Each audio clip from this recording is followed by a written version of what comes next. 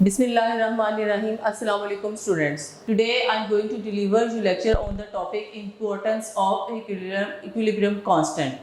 That is from chapter number 9 of 10th class chemistry. Equilibrium constant is important by two ways. One is predicting direction of our action, second is extent of our action. So we can calculate these two things with the help of equilibrium constant.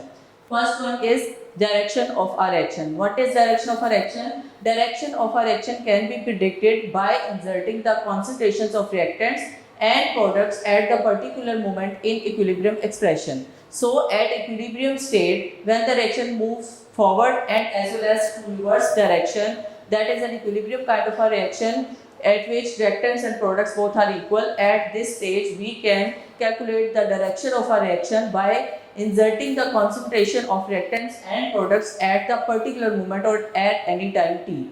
You can take the example, as you can see there is example of hydrogen iodide H2 plus I2, it will give us hydrogen iodide. When hydrogen and iodine react, it gives us hydrogen iodide. And the Kc for this reaction, Kc value is 57.0 at 700 Kelvin. That is measured by chemists by performance of this practical or this process. And that is a constant value. Kc for the reaction of hydrogen iodide is constant, and that value is 57.0 measured at 700 Kelvin temperature.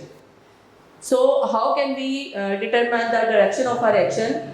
If we withdraw the samples from reaction mixture, samples of reactants and or for products, if we withdraw the samples and determine the concentrations of hydrogen, iodine and hydrogen iodide at time t and insert these values. For example, at time t, if our reaction start and after passing some time, we withdraw some samples of reactants and products at time t and determine the concentration at that time t. After withdrawing the sample, the concentrations become as hydrogen, for hydrogen iodide it is 0.40, for hydrogen it is 0.10, and for iodine it is 0.20. By inserting these concentrations at time t, so I write the time t at this base point because this is are the samples and these are the concentrations that we draw at a certain time before establishing an equilibrium. So after inserting these values, I get the value of QC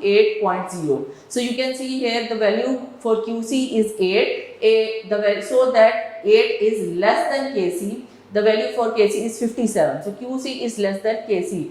By knowing this, that whether the QC is less than Kc or it is more than Kc or it is equal to Kc, we can predict the direction of our action in the following way. QC is reaction quotient, and the definition of QC, you have to write it in order to predict direction of a reaction at certain time. Insert the concentrations and obtain a value. That value is called QC.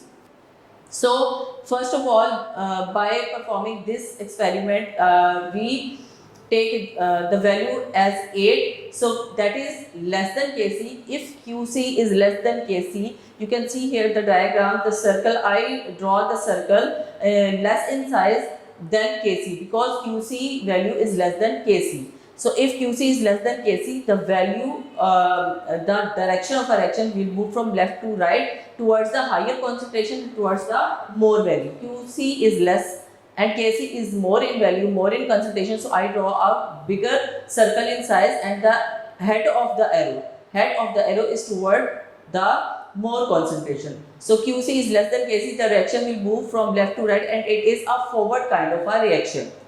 In the second condition, you can see QC is more than Kc, QC is greater than Kc, so direction of a reaction will move from right to left and the head of the arrow is toward the QC, the more concentration value. So it is a reverse kind of a reaction.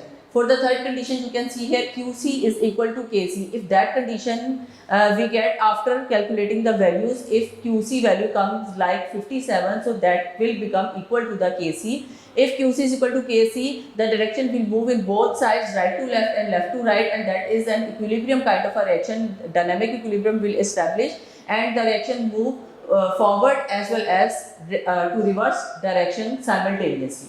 The second thing we can calculate by the help of equilibrium constant, that is extent of our reaction. Extent is some amount at some time, it indicates to which extent, to which limit reactants are converted into products and measures how far a reaction proceeds before establishing equilibrium. So that is extent of a reaction. There are again three conditions for extent of a reaction. You can see large numerical value of Kc, small value of Kc, and Kc is neither small nor large. If we get the value of Kc large than that of the original value, as you can see here is the example of carbon dioxide. Carbon monoxide react with oxygen and it will give us carbon dioxide. Then the value of Kc we get is 2.2 multiplied by 10 raised to the power 22. That value of Kc is more than the original value. So it indicates that this reaction consists of almost all the products and reactants are negligible, and this reaction has almost gone to completion. The second condition is small value of Kc. For the example of ammonia 2NH3 by the reaction of N2 and 3H2, we get the value of Kc 3 multiplied by 10 raised to the power minus 9. It indicates that this value of Kc is very small as compared to the original value of Kc of this reaction, which is constant and which was driven out by the chemist. So it consists almost all the reactants and the products are negligible. When the Kc value is small, it indicates that the equilibrium has established with a very small conversion of reactant to products. So this reaction consists almost all the reactants and products are negligible. The third condition is Kc is neither small nor large. For the reaction of N2O4, it gives 2NO2 nitrogen dioxide. The value for Kc is 0.211. That is neither small neither large than the original Kc value. It is almost equal to the original Kc value. So this reaction is at equilibrium. The reaction at which reactants and products are at equilibrium, and the reaction move from left to right and right to left both simultaneously. Forward and reverse reaction takes place at the same rate but in opposite direction. So that is an equilibrium kind of a reaction. So students, that is the end of this chapter number 9, and that is the end of this topic, importance of equilibrium constant. We will start next chapter soon, inshallah. Allah Hafiz.